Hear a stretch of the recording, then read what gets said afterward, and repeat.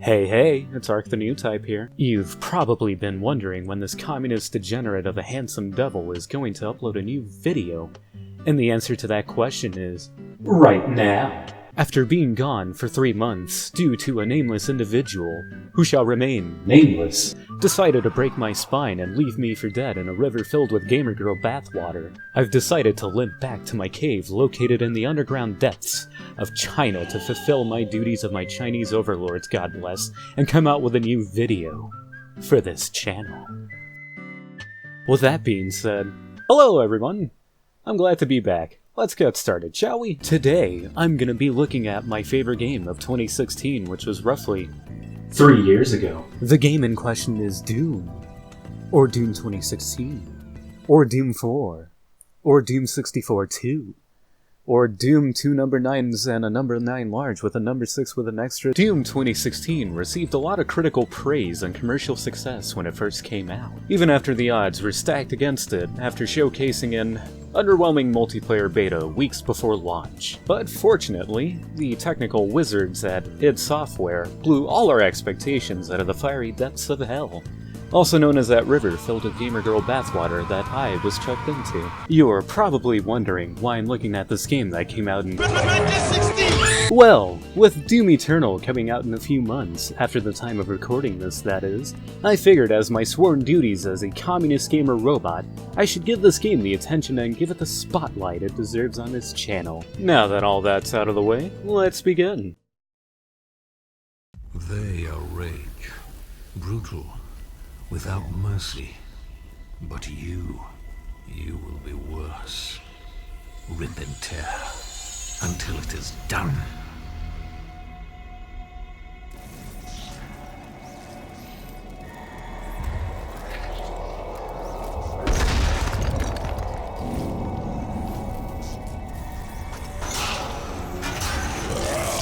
Dungeon Master.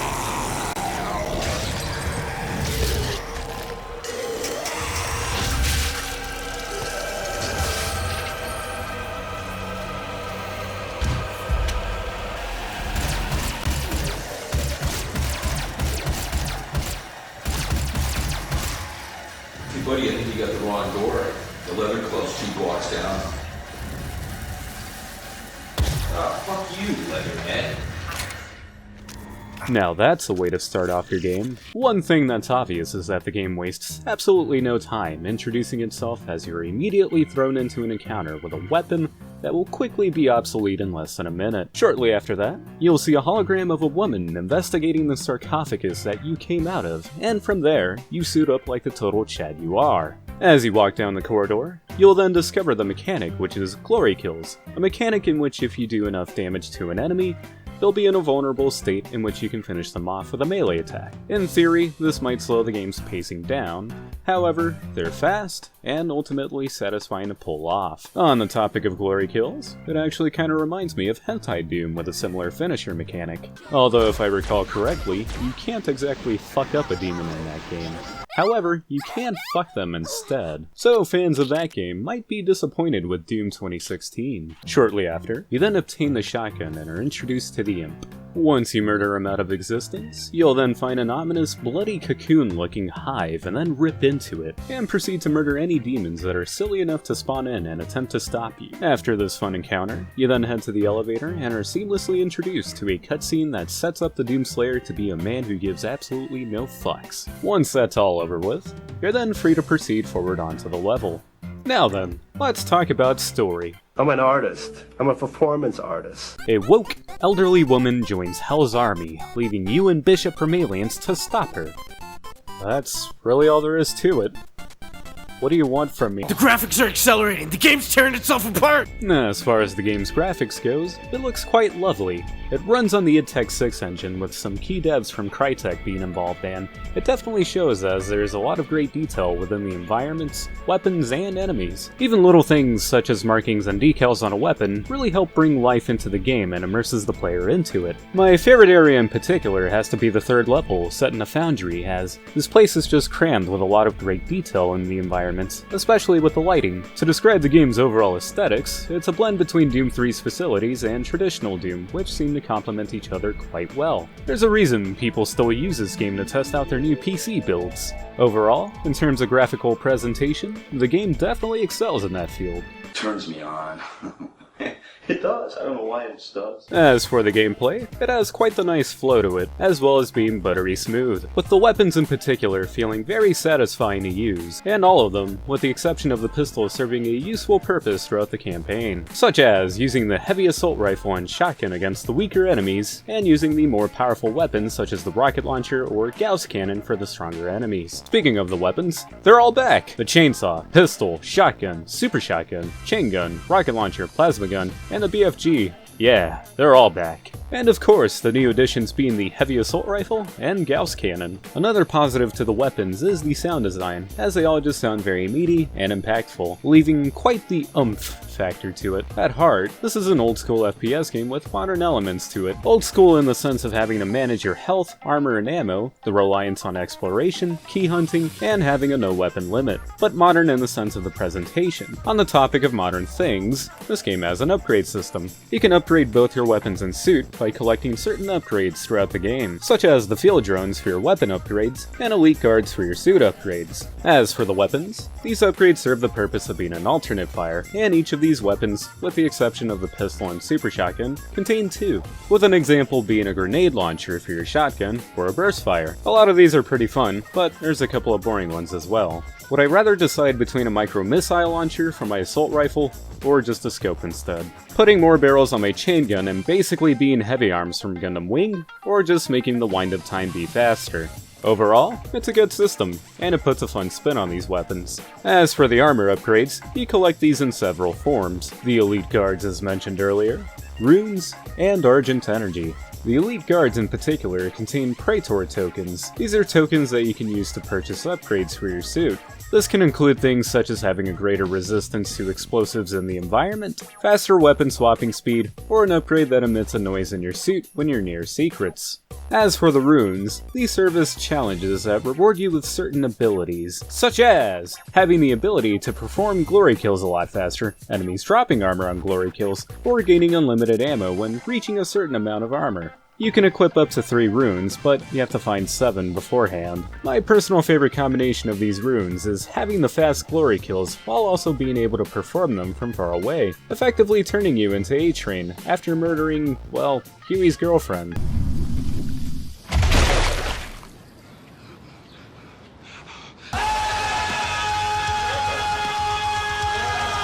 Lastly, the most straightforward of the 3 is Argent Energy. Like the other upgrades, these are scattered throughout the game, and these serve the function of increasing your maximum health, armor, and ammo. I personally prefer upgrading ammo and armor first, as it can seem rather limited, in the beginning of the game that is. To wrap things up, the gameplay and progression is quite lovely. Now then, let's talk level design. Come on, let's go. One of the central pillars to a Doom game is level design, and I can safely confirm that this game achieves its level design quite well. There's something I even noticed with the levels as they highlight certain things of the environment with green lighting. This can be things such as platforms, doors, or just general things within the environment, effectively telling the player that they're going the right way without explicitly telling them just that. It's a very ingenious method of telling the player where to go, and I like that. They even talked about this in the No Clip documentary, which I highly recommend watching. With that being said, going off the beaten path can reward the player by having them find health, ammo, armor, the upgrades, and even cool little things such as these neat Doom Guy figures,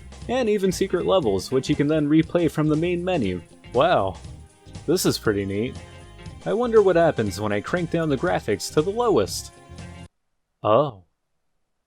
Yeah, this is fine. Naturally, with a game like this, there'd be a map of some sort, and you'd be correct, as this game includes a fairly intuitive map that the player can pull up at any time. You can reveal more of the map when you find a terminal for that level. This can show you secrets that you may have missed, effectively making secret hunting a lot easier. As for the combat arenas, most of them have a nice flow, feeling very well crafted and simple to navigate around, giving the player a fair amount of space in them. A fair amount of areas will contain gore nests, which essentially spawn in hordes of enemies and lock off the arena, almost like Serious Sam. While some areas do get a bit repetitive with the gore nests, it never makes the game a slog to get through. Overall, There's enough moments of curious exploration of the environment and demon slaying. I can safely say that the level design feels lovely. Now then, let's talk about the things I didn't like as much before I tongue this game's asshole any further. Oh shit, I'm sorry. For starters, the weapon upgrade system, more specifically the challenges, isn't exactly perfect. These challenges for me personally feel like they really slow the pace of the game down, as there are certain challenges that seem to break the flow of things, such as having to stick 4 different enemies with missiles from the heavy assault rifle to unlock the final upgrade. This essentially forces the player to stop and find a group of possessed grunts and stick each of them carefully, since they have the intelligence level of anyone buying Gamer Girl bathwater, or having to get multi-kills with 1 blast from the super shotgun, which again, it's just easier to find a group of possessed rather than focusing on an actual combat encounter. Granted, some of them are easier than others and aren't necessary for completing the game, however, it can still be a bit of a nuisance, especially when you want to fully upgrade a weapon. On the topic of challenges, the mission challenges can be a bit of a nuisance as well. The personal highlight of frustration for me is having to kill a revenant while he's in the air. This essentially forces you to single him out and wait an eternity for him to jump.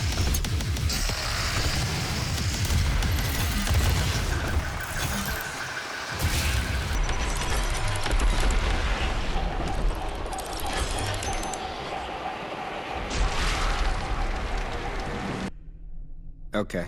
Again, these challenges aren't mandatory for finishing the game, mind you, but if you're a completionist, it can be rather tedious. Another negative that comes to mind are the checkpoints, as some of them just aren't very well spread out. There's going to be moments where you make an accidental slip-up, and having to reload a checkpoint and repeat an encounter that you just got through can be a bit annoying. Lastly, to bring up the runes from earlier, some of these challenges just feel tedious, and as soon as I start them, I already want to drink some bleach. They're just not very fun to do. Overall, most of the negatives are somewhat subjective, and fortunately, they don't ruin the game. Oh yeah, this game had a multiplayer, didn't it? Okay, let's go look at that. Boy next door.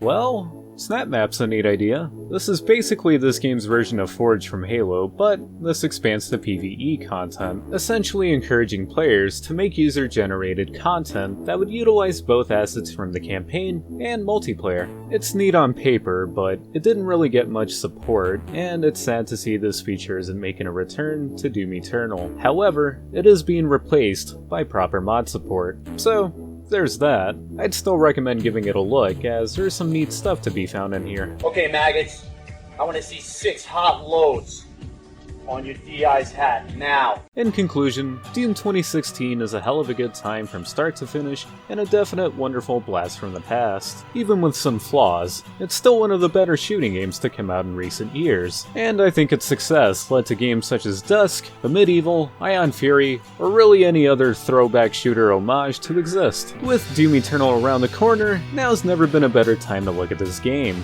Getting your hands on it is quite easy as well, as it's available on all the major consoles and PC. That's all from me for today. Rip and tear, you lovely individuals. Or rip and tear demon pussy.